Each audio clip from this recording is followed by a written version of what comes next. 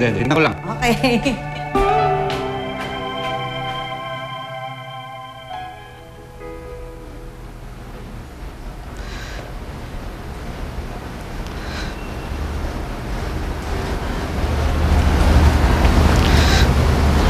Anak, anong ginagawa mo dito? Ba't ka umiyak? Wala po, Nay. Huwag ka na mahiya sa akin. Binasted ka ba nung nililigawan mo? Whitney ba yon? Nay, wala akong pakialam sa kahit sinong babae. Nay, isa lang ang malagang babae ngayong nasa isip ko. At sino naman ang maswerteng babaeng yon? Nay, ikaw yun. Nay, wala akong pakialam kahit ilang babae ang bumasted sa akin.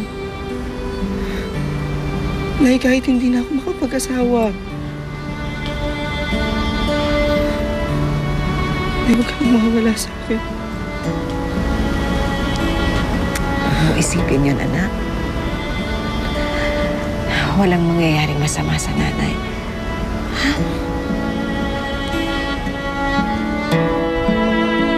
Bagamat siya rin ang pinagkukunan ng lakas ng kanyang pamilya, unti-unti ay inihahanda na rin ni Franz ang kanyang sarili sa pagdating ng araw ng kanyang pagpanaw.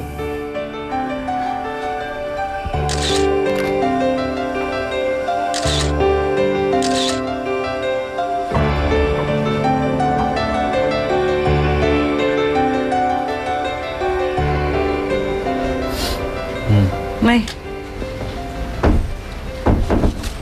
Ba, ganda ng posing ng misis ko dyan, ha? Pang-artista. Oh.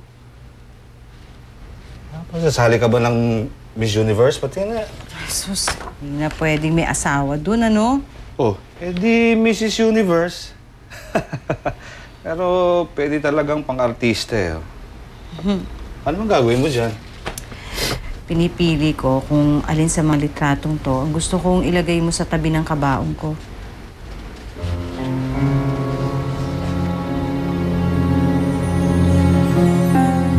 Ano ba pinagsasabi mo? Ha? Hindi ka mamamatay! Paano nga kung mamatay na ako? Badi, hirap na ako. Pagod na ako. Kailan ba matitigil ang pag-ubos ng parte ng katawan ko? Wala na natitira sa akin. Hindi ko na kaya. Pati ang mga anak mo, nahihirapan na rin. Nasisira na ang loob nila. Pati ang buhay nila nang dahil sa akin. Franz, wala kang karapatang sumuko. Dahil para sa amin ang mga anak mo, hindi kami sumusuko. Kahit maubos ka man, kahit katiting ang matira sa'yo, para sa amin, buo ka pa rin. Ikaw ang bumubuo sa pamilyang ito.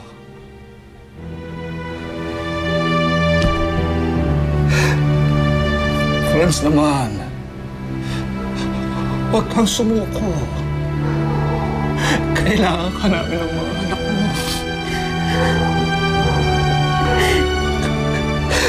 Kaya natin to. Kayanin natin to.